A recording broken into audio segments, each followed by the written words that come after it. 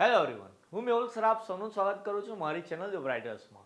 તો આજના વિડીયોની અંદર આપણે ડિપ્લોમા સેમેસ્ટર 3ના subject DC machine and transformer એટલે કે ડીસીએમટીની અંદર ચેપ્ટર નંબર 2 આપણું જે ડીસી મોટર છે કે જે 20 માર્કનું જીટીયુની એક્ઝામમાં પૂછાતા હોય છે કે જેનો ઓલરેડી આપણે એક વિડીયો જોઈ લીધો કે જેમાં 5 મોસ્ટ આઈએમપી ક્વેશ્ચન હું કરાવી દીધા હતા અને બીજા જેટલા બી આઈએમપી ક્વેશ્ચન છે જે આપણે આ વિડીયોની અંદર જોઈશું. એટલે અહીંયા પાર્ટ 2નો આપણો વિડીયો છે. જેને પહેલો વિડીયો ના જોયો હોય પહેલાં જોઈ લેજો કે એની અંદર આપણે ઇઝી ક્વેશ્ચન જોઈ લીધા છે. આ ચેપ્ટરના જે આઈએમપી છે આમ તો આ વિડીયોની અંદર પણ એટલા આમ તો ઇઝી જ ક્વેશ્ચન છે. અમુક લોકો વિચારે કે સનત બધું ઇઝી લાગે પણ એવું કંઈ નહીં. આપણે થોડીક ટેકનિકથી થોડીક સ્માર્ટ વર્કથી જો ક્વેશ્ચન રેડી કરીશું તો તમને પણ ઇઝી લાગશે અને તમે સારા એવા માર્ક્સ સ્કોર કરી શકો. તો સૌથી પહેલો ક્વેશ્ચન કે જે આપણે આ વિડીયોમાં લઈએ એ છે એપ્લિકેશન ઓફ ડીસી મોટર એટલે કે ડીસી મોટરના ઉપયોગો. તો ડીસી મોટર જે છે એ શન્ટ પ્રકારની હોય, સિરીઝ પ્રકારની હોય, કમ્યુલેટિવ કમ્પાઉન્ડ અથવા તો ડિફરન્શિયલ કમ્પાઉન્ડ પ્રકારની હોય. જે આપણે જોઈ લીધું ડીસી મોટરના પ્રકારોની અંદર. તો એ પ્રમાણેના ઉપયોગ કઈ કઈ જગ્યાએ થાય. કેરેક્ટરિસ્ટિક્સ નહીં લખો તો ચાલશે, એના ઉપયોગો લખવાના છે કે શન્ટ મોટર છે બ્લોઅર ફેન્સની અંદર, સેન્ટ્રીફ્યુગલ અથવા રેસિપ્રોકેટિંગ પંપની અંદર, લેથ મશીનમાં, મશીન ટૂલમાં, ડ્રિલિંગ કે મિલિંગ મશીનની અંદર. સિરીઝ મોટર હોય છે ક્રેનની અંદર, હોઇસ્ટ એલિવેટર, ટ્રોલેસ, કન્વેયર્સ કે ઇલેક્ટ્રોનિક્સ લોકોમોટિવ એટલે કે ટ્રેનની અંદર વપરાતા હોય છે. કોમ્યુલેટિવ કમ્પાઉન્ડ મોટર છે એ રોલિંગ મિલ્સની અંદર, પંચીસ, શિયર્સ, હેવી પ્લેનર્સ ને એલિવેટર્સની અંદર. અને ડિફરન્શિયલ કમ્પાઉન્ડ પ્રકારની જે મોટર હોય છે not suitable for any practical application એટલે કોઈ જગ્યાએ એનો ઉપયોગ થતો નથી. ઓકે, બેકાર મોટર છે. ચાલો, તો પછી અહીંયા શન્ટ સિરીઝ ને કોમ્યુલેટિવના તમે દેખો 5 થી 6 ઉપયોગ આપેલા છે કે જેમાંથી તમારે એટલીસ્ટ 3 થી 4 યાદ રાખવાના. ક્વેશ્ચન જ્યારે 4 માર્કમાં પૂછાતો હોય તો દરેકના આપણી પાસે 3 થી 4 ઉપયોગો હોવા જરૂરી છે. આ એક મુદ્દો ભાઈ ડિફરન્શિયલ કમ્પાઉન્ડનો લખી જ દેવાનો છે, ભલે એનો ઉપયોગ નથી થતો. પ્રશ્ન પૂછાય છે તો એનો આન્સર બી આપણે લખી દઈશું. ચલો, એના પછી નેક્સ્ટ જોઈએ speed control of DC shunt motor એટલે કે ડીસી શન્ટ મોટરની સ્પીડ કંટ્રોલ આપણે કેવી રીતે કરી શકીએ. ટોટલ 3 રીત છે: આર્મેચર કંટ્રોલ દ્વારા, ફિલ્ડ કંટ્રોલ દ્વારા અથવા તો વોલ્ટેજ કંટ્રોલ દ્વારા. પ્રશ્ન જો કદાચ 7 માર્કમાં પૂછાય તો તમારે 3 સમજાવવાની રહેશે, પણ ક્વેશ્ચન જ્યારે 4 માર્ક્સમાં આવે છે તો એવી રીતે આવે છે કે સ્પીડ કંટ્રોલ ડીસી શન્ટ મોટરની સ્પીડ કંટ્રોલની રીત લખો, એમાંથી કોઈ પણ એક સમજાવો. તો આપણે બેટર છે આર્મેચર કંટ્રોલને સમજાવીશું, પણ એના જેવી સેમ ફિલ્ડ કંટ્રોલ છે તો આપણે બંને સમજાવી દઈશું. વોલ્ટેજ કંટ્રોલને તમે ડીપલી યાદ ના રાખો તો ચાલશે, પણ એની આ જે આકૃતિ છે એ આપણે યાદ રાખી લેવાની છે. બુકમાં આપેલી બુકમાંથી ફોટા ક્રોપ કરીને અહીંયા હું લગાવેલા છે. સૌથી પહેલાં આર્મેચર કંટ્રોલની રીત છે. તો આર્મેચર કંટ્રોલની અંદર આપણે શું કરવાનું છે, તો જે આપણું આર્મેચર હોય છે એની સિરીઝમાં એટલે કે એની શ્રેણીની અંદર આપણે એક વેરિયેબલ રેઝિસ્ટન્સ લગાવેલો છે. કેવો રેઝિસ્ટન્સ લગાવેલો છે, તો કે વેરિયેબલ રેઝિસ્ટન્સ લગાવેલો છે. શું છે એનો મતલબ, તો ગુજરાતીમાં એને ચલ પ્રતિરોધક કહે છે. પણ વેરિયેબલ એટલે એવો કે જે આપણે બદલી શકતા હોય. અહીંયા જે આ એરો પાડેલો છે રેઝિસ્ટન્સને આપણે સાદું બતાવીએ, પણ જ્યારે એરો પાડો હોય એટલે એનો મતલબ કે વેરિયેબલ છે. તો વેરિયેબલનો મતલબ છે કે આપણે એની વેલ્યુ બદલી શકતા હોય. તો એવું માનો કે રેઝિસ્ટન્સ એટલે અવરોધ, આપણને ખબર કે જેનું કામ હોય કે નડવાનો. તો અહીંયા અત્યારે જે વોલ્ટેજ લાગતો હોય એ વોલ્ટેજ ઉદાહરણ તરીકે સમજો 15 વોલ્ટનો છે, પણ મારે એ વોલ્ટેજ ઓછો કરવો છે. તો જો હું અવરોધ વધારી દઉં, અવરોધ વધી જાય એટલે વોલ્ટેજ ડ્રોપ થવાનો. એમાં V બરાબર IR એવી ફોર્મ્યુલા, તમે અવરોધ વધારો તો વોલ્ટેજ ડ્રોપ બી વધી જાય. તો પછી તમે જ્યારે અવરોધ વધારતો તો જે 15 વોલ્ટ મળતા હતા એની જગ્યાએ તમને ઓછા વોલ્ટેજ મળશે. પ્રશ્ન જેવો છે કે આપણે શું કરવાનું છે, સ્પીડ કંટ્રોલ કરવાનો. તો જો સ્પીડ ઓછી કરવી છે તો જે વોલ્ટેજ મળે છે એને ઓછા કરી દઈએ. તો વોલ્ટેજ ડ્રોપ ડાઉન કરવા માટે રેઝિસ્ટન્સની વેલ્યુ આપણે વધારવાની. સેમ વસ્તુ ફિલ્ડ કંટ્રોલની અંદર છે. અહીંયા આપણે આર્મેચરની સિરીઝમાં લગાવેલું હતું, તો અહીંયા જે ફિલ્ડ વાઇન્ડિંગ છે અહીંયા ગુજરાતી જેવી રચના બતાવેલી છે એની સિરીઝમાં વેરિયેબલ રેઝિસ્ટન્સ લગાવવાનો છે. તો એ ફરી એવી રીતે જ કામ કરશે, ખાલી એની લોકેશન ચેન્જ થઈ જાય પણ કામ તો એ જ છે. અહીંયા આર્મેચર કંટ્રોલ હતો એટલે આર્મેચરની સિરીઝમાં લગાવેલું હતું. ફિલ્ડ કંટ્રોલ છે તો ફિલ્ડની સિરીઝમાં લગાવેલું. સિમ્પલ ક્વેશ્ચન છે, ચોપડીમાં દેખો તો એવું લાગે કે અઘરું છે, 3 રીતો આપેલી છે આકૃતિને, એવું કશું હોતું નહીં. ખાલી એકવાર વાંચો તો ઇઝીલી આવડી જાય. ફાયદા ગેરફાયદા બી 2-3 મુદ્દા આપેલા જ, જો યાદ રહેતા હોય તો 2 મુદ્દા એ બી યાદ કરી લેવાના.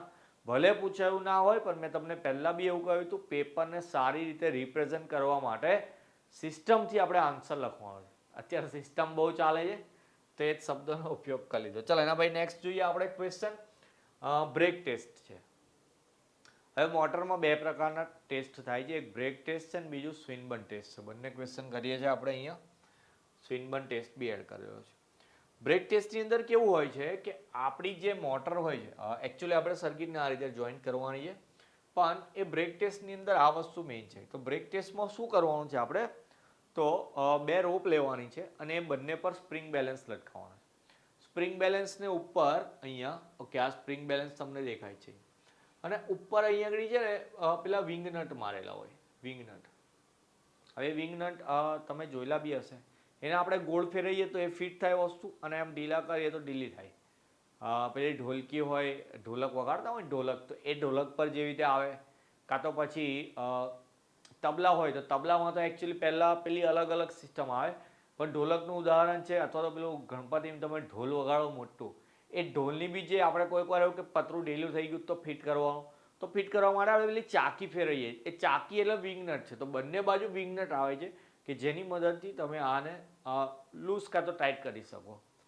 હવે બ્રેક ટેસ્ટ છે એટલે શું છે, આપણે આમ તો ઇલેક્ટ્રિકલમાં છે, મિકેનિકલનો થોડો કન્સર્ન છે. એમાં એવું જ કે જ્યારે પણ આપણે બ્રેક લગાવતા હોય વ્હીકલની અંદર, કારની અંદર, બાઇકની અંદર, ગમે ત્યારે તમે જ્યારે બ્રેક લગાવો તો શું થાય, તો આપણી જે બાઇકની ગતિ અથવા કારની જે ગતિ હતી, ગતિ ઉર્જા એટલે કાઇનેટિક એનર્જી, એ બ્રેક લગાવવાથી ઓછી થાય છે. તો શું થાય, તો એ જે કાઇનેટિક એનર્જી છે એ હીટ એનર્જીમાં રિલીઝ થઈ જાય.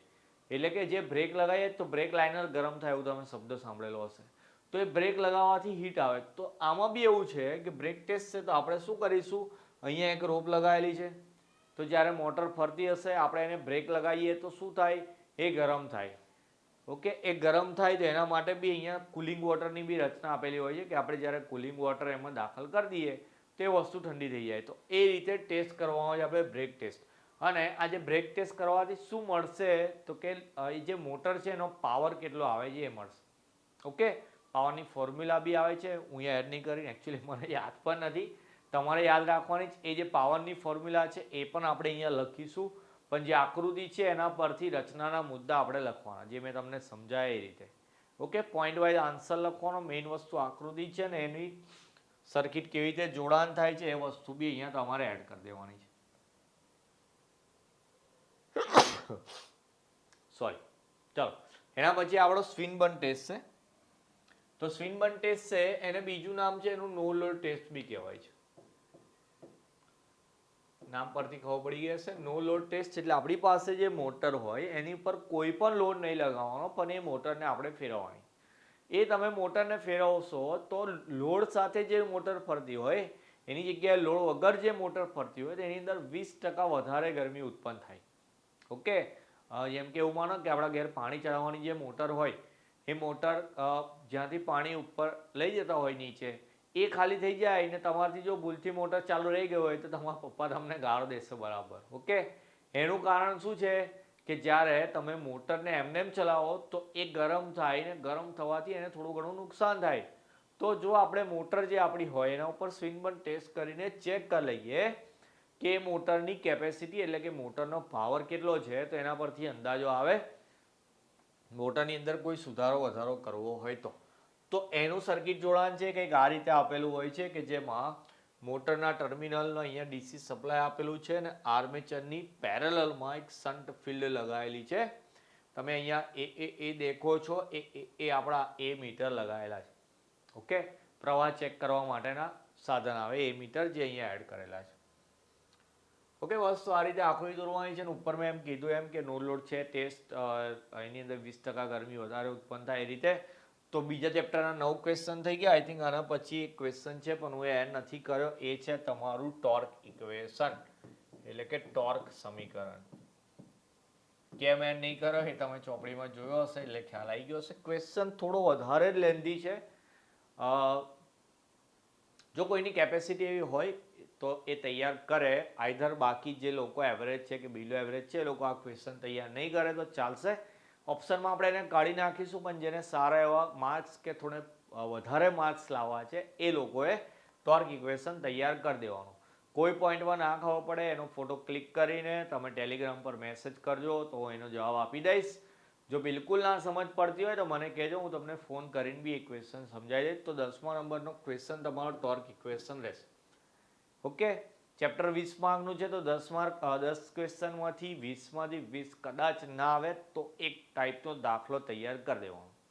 ઓકે, બીજા ચેપ્ટરમાં દાખલા આપેલા છે ડીસી મોટર માટેના. તો ક્વેશ્ચન આમ તો કેવું છે કે પેપરની અંદર 2 થી 3 દાખલા પૂછાતા હોય, તો હું દર વખતે દાખલા વિડીયોમાં નથી કરાવતો.